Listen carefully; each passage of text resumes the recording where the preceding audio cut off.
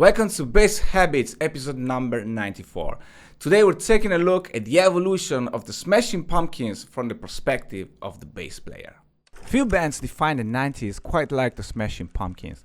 Born in Chicago in 1988, they exploded onto the scene in the mid-90s and have been pushing boundaries ever since. Led by the unstoppable force that is Billy Corgan, singer, songwriter, and visionary, the Smashing Pumpkins have carved out an unshakable legacy. With a massive discography, a one-of-a-kind aesthetic, and a rare ability to evolve with the times, they stayed relevant through decades of change. Original bass player D'arcy Wretzky played a key role in shaping the early sound and attitude of the Smashing Pumpkins. It all started after a local show when Wretzky overheard Billy Corgan trash-talking the band that had just performed. That sparked an argument and then a conversation.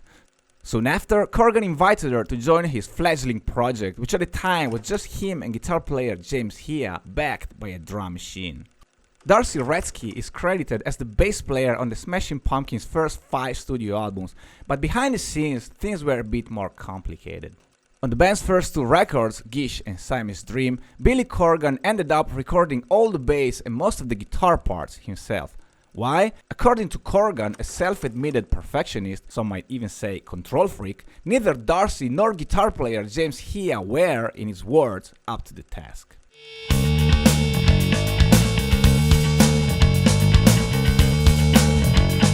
Corgan's bass lines are typically simple and straightforward, designed less to stand out and more to serve the song. They often create a steady, repetitive foundation beneath the dense wall of layered guitars and Jimmy Chamberlin's intricate drumming. The tone on Gish is that of a straight, clean P-bass.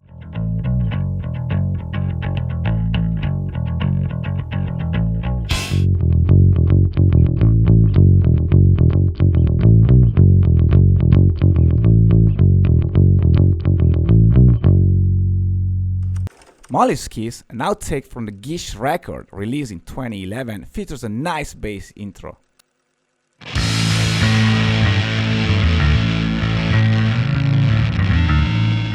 Siamese Dream features the same type of simple, hypnotic bass lines.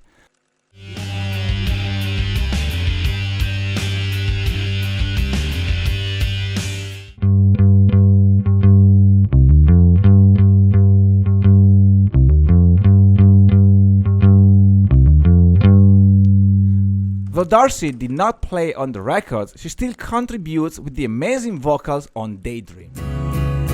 My daydream scream. In 1994, the band released Pieces Iscariot, a collection of B-sides and outtakes dating back as far as 1989. The songs originate from a variety of sessions, including home recordings, quick studio takes, and material that was considered for but ultimately left off the band's first 2 albums. Blue and There It Goes, the first Smashing Pumpkins song ever recorded, have pretty cool bass lines, though it's not clear who played them.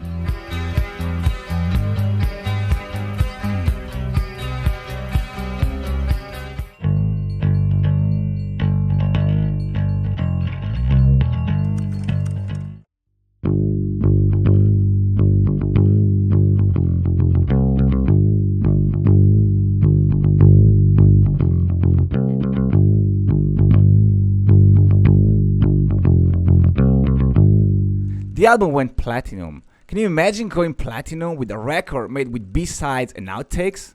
On their next release, the acclaimed Melancholy and the Infinite Sadness, it's finally D'arcy on bass.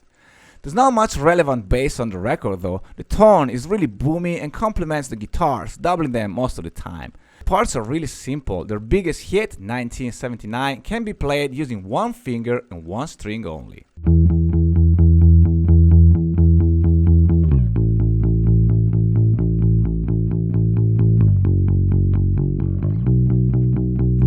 The only relevant bass parts are the verses of Bullets with Butterfly Wings, where the bass sports Corgan's haunting vocals,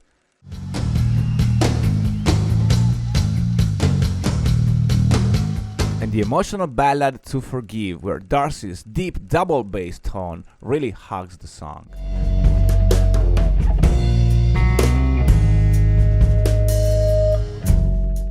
Still, Melancholy and the Infinite Sadness is the masterpiece of the Smashing Pumpkins. The songwriting, the production, the variety of songs, the lyrics, the artwork, everything is just magic. This record is one of the closest things to perfection itself that has ever existed.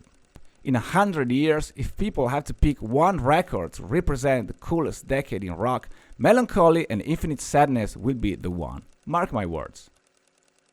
In 1996, the band released The Aeroplane Flies High, a box set containing alternate takes of their most famous singles, as well as a collection of B-sides and outtakes. Set the Rate to Jerry is led by a cool melodic bass line that carries the track.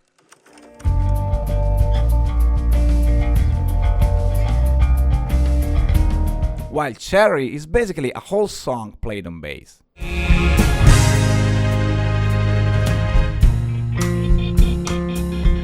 The Aeroplane Flies High was re-released in 2013 with even more tracks, bringing the total to 90 B-sides. We get a 28-track masterpiece like Melancholy and the Infinite Sadness, and the next year we find out there are 90 outtakes, many of which could have been great records on their own.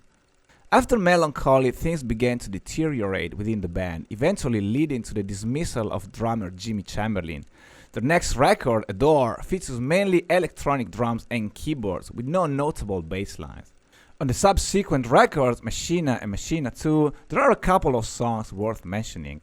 Glass and the Ghost Children,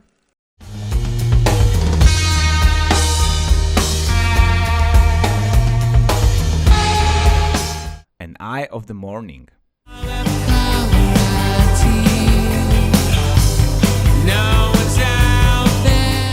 Both feature strong driving bass lines.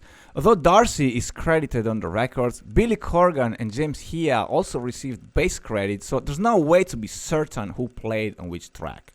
In 1999, the band announced the departure of D'arcy Wretzky, citing tensions within the group and an alleged drug problem, marking the end of the classic lineup of the Smashing Pumpkins. Many consider D'arcy's musical contribution to the band to be minimal. Her bass playing was generally quite basic, and as mentioned earlier, it's likely that Billy Corgan wrote, and in many cases recorded, most, if not all, of the bass parts himself.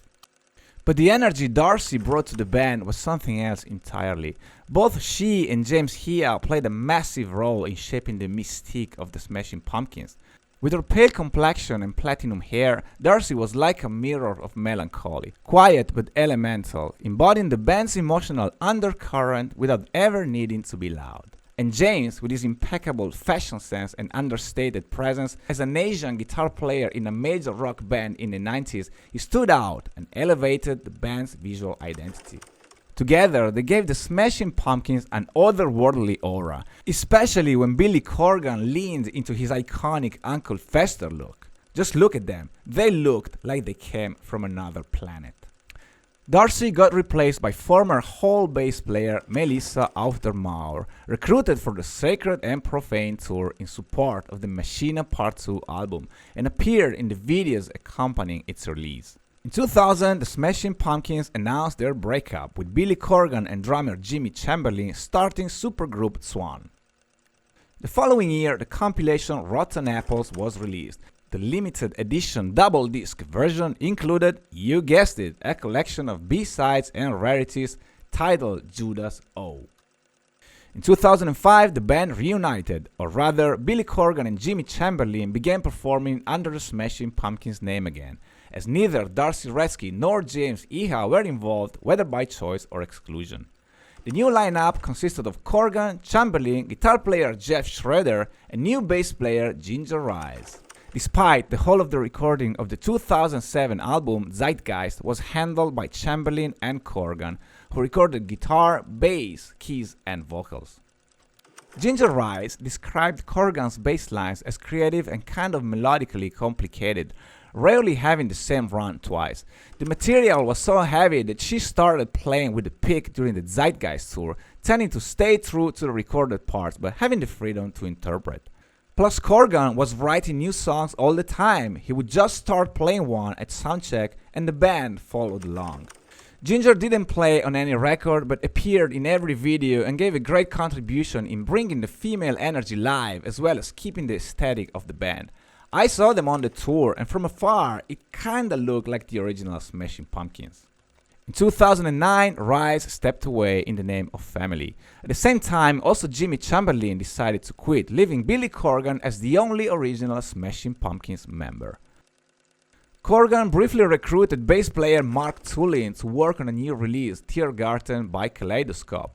The ambitious 44-song work got partially released via EPs and then ultimately scrapped, but you can hear some of Tulin's playing on the internet-released Volume 1 and 2, including the bass-driven Astral Plane.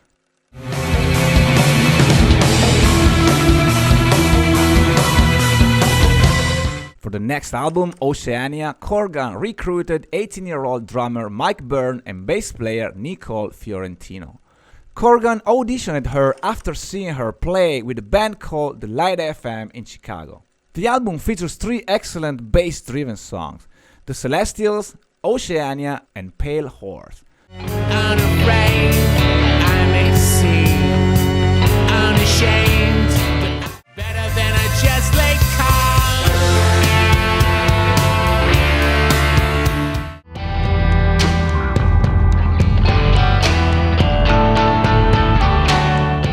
All of these tracks showcase Nicole's ability and melodic sensibility, delivering what is arguably the best bass work in the entire Smashing Pumpkins discography.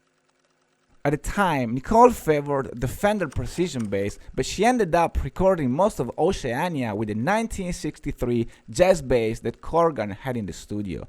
It turned out to be a better fit for her playing style. In 2014, it was announced that both her and drummer Mike Byrne were no longer part of the band, with Corgan citing differing levels of commitment. Back to the drawing board, he recorded another album, Monuments to an Elegy, with Motley Crue's Tommy Lee on drums. For the supporting tour, Mark Stormer of The Killers joined the lineup on bass. A few years later, the band finally pulled things back together. James Iha and Jimmy Chamberlin officially rejoined the lineup, and the Smashing Pumpkins began working on new material with legendary producer Rick Rubin. There was talk of bringing original bass player D'arcy Wretzky back into the band. According to Billy Corgan, the two had been in discussion for nearly 2 years about a possible reunion.